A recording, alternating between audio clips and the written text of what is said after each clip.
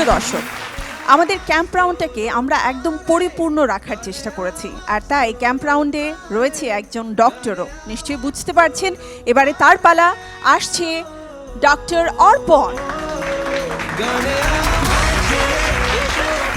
ও অর্পণ, গলা এটা কি? চেন। কেউ স্পেশাল দিয়েছে, বাট চেনে আমি একটা হার্ট সাইন দেখতে পাচ্ছি। তুমি কি হার্টের ডক্টর? পড়ছি।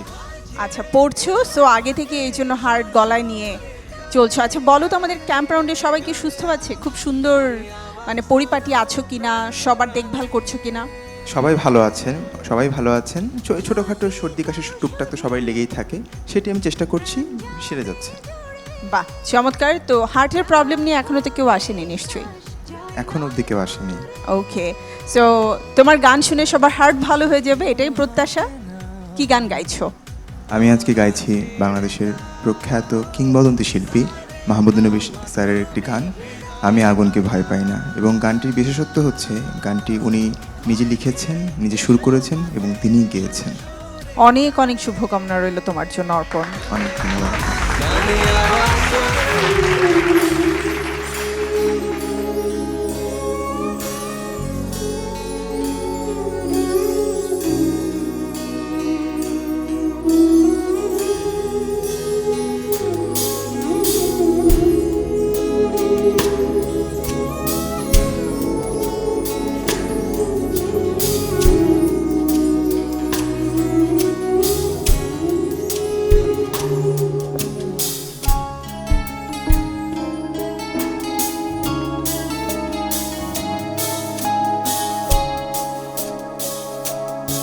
আমি আগুনকে ভয় পাই না, আমি আগুনকে ভয় পাই না, কেননা আমি মনের আগুনে জ্বলছি।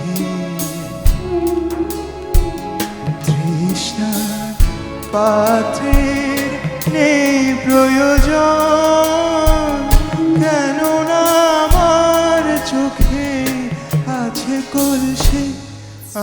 আমি আগুনকে ভয় পাই না।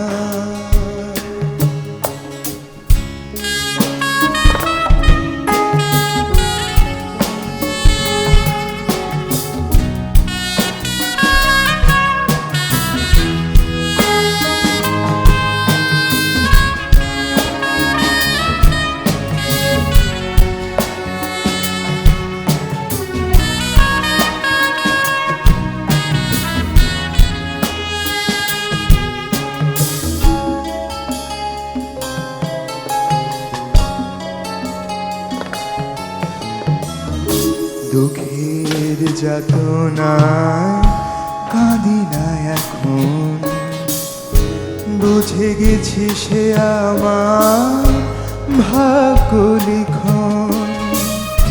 দুঃখের যাতনায় কাঁদি না এখন, বুঝে গেছি সে আমার ভাগ্য লিখন।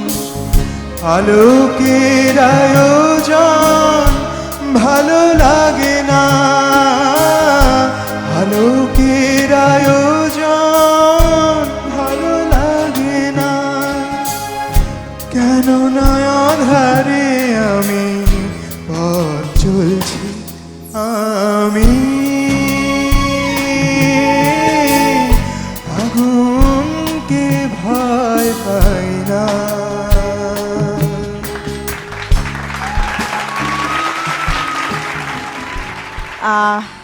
জঙ্গি স্যার, আপনার কাছ থেকে প্রথমে শুনবো। গান খুব ভালো লেগেছে আমার, গায়কিটা ভালো লেগেছে, আর এই গানের যিনি স্রষ্টা পুরোপুরি গান, সুর, গায়ক, আমাদের দেশের গানের জগতের কিংবদন্তি এখনও তখনও যারা মাহমুদুর নবী। আর গানের ব্যাপারে একটু বলতে চাই, এক সময় না ওই যখন আধুনিক গানের প্রবক্তা আমরা যাদেরকে বলি পঞ্চকবি, ওনাদের সময় ওনারা লিখতেন, ওনারা সুর করতেন, ওনারাই গাইতেন। নজরুলে এসে কিছুটা ব্যতিক্রম হয়েছিল, কারণ তখন গ্রামোফোন রেকর্ড খুব চলছে এবং নজরুলের গান খুব চালু হয়ে গেছে। তো নজরুল একা সুর করে কুলিয়ে উঠতে পারছিলেন না, আবার ওনার দরকারও ছিল গানের করার। তো উনি গান বাইরে দেওয়া শুরু করলো, অনেকেই ওনার গান সুর করতে লাগলো। হ্যাঁ, সেই থেকে সুরকারের একটা আলাদা শ্রেণী শক্তভাবে দাঁড়িয়ে গেল, এবং ওই প্রেক্ষাপটে একসময় গীতিকারদেরও একটা শ্রেণী দাঁড়িয়ে গেলো, আজকে যেটা আমরা দেখছি। তো যখন বলা হলো যে এই গানটা উনিই রচনা করেছেন, উনিই সুর করেছেন, উনি গেয়েছেন, তখন কেন জানি আমার সেই অতীতের কথাটা মনে পড়ে গেল। ভাবলাম যে আপনাদের সাথে একটু শেয়ার করি। অনেক ধন্যবাদ। অনেক ধন্যবাদ। সামিনা, গানের কথাটা, আমি আগুনকে ভয় পাই না, কেননা আমি মনের আগুনেই জ্বলছি। তৃষ্ণার পাত্রের নেই প্রয়োজন, কারণ আমার চোখেই আছে কলসি। এবং অনেকে মরণকে সহজে পেতে চায় না, আমি তো আগেই তাকে বরণ করেছি, কেন সে আমাকে নিতে আসে না। তো আমার আব্বা অনেক কম বয়সে চলে গেছেন, মাত্র 54 বছর বয়সে মাহমুদুন নবী চলে গেছেন আর কি। অসম্ভব সুন্দর গানটা তুমি যেটা গেয়েছো, মানে তুমি এত ইন্টু হয়ে গেছিলে গানটার ভিতরে, মানে তুমি, আমার মনে হচ্ছিল তুমি আর মানে প্রতিযোগিতায় যে তুমি আছো এটা বোঝা যাচ্ছিল না। তুমি একদম তোমার সমস্ত ইমোশন দিয়ে গানটা গেয়েছো। এই ইমোশনটার আমি তারিফ না করে পারছি না। তবে যেটা, যে সেই ইমোশনের কারণে আমার মনে হচ্ছে মাঝে মাঝে তোমার সুরটা একটু, মানে সুরটা যেটা মানে স্ট্যান্ডিং যেটা হবে, চড়ারগুলা কিন্তু খুব ফাইন ছিল, মানে কিছু কিছু জায়গায় সুরটা একটু একটু ছুটে ছুটে যাচ্ছিল। সুর ছুটেনি, সরি, আমি বলবো যে তোমার মানে সুরের থেকে একটু নেমে নেমে কখনো গেছে আর কি। আর তোমার গলাটাকে তুমি আর একটু ওই অঙ্কটা মেনটেন করো, যে আমার ইমোশন দিতে গিয়ে যেন গলাটা, সুরটা ছুটে না যায়।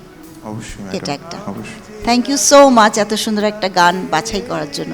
যদিও বা আপনাকে গানটা ধন্যবাদ। কঠিন, তারপরে তুমি যে পছন্দ করেছো এই জন্য অনেক ধন্যবাদ। আপনাকে অসংখ্য ধন্যবাদ ম্যাডাম। বন্যা ম্যাম। গায়ক যখন গান করে তখন তার নিজের ইমোশন, নিজের ইম্প্রোভাইজেশন সব কিছু গানের মধ্যে ঢোকে। কিন্তু তো সেইটা ঢোকাতে গেলে যেটা আমরা বলি যে ভিতটা, রুটটাকে খুব ভালো করে কবজা করা দরকার। তারপরে তুমি তার মধ্যে ইমোশন দাও, ইম্প্রোভাইজেশন দাও, কি যা কিছু করতে পারো। কিন্তু রুটটা যদি শক্ত করে ভেতরে না থাকে তাহলে ওটা নড়বড় নড়বড় করে, একটু আনস্টেডি। সেটা আমার আজকে তোমার গানে মনে হয়েছে। কিন্তু আমরা তো তোমার গান খুব পছন্দ করি, খুব সুন্দর মেলোডিয়াস একটা ভয়েস তোমার, খুব রোম্যান্টিক গলাটা। তো আশা করছি পরে বেটার হবে আরও। অবশ্যই আমি 100% চেষ্টা করব। ওয়েলকাম। ধন্যবাদ ম্যাম। অর্পণ, অনেক অনেক শুভকামনা।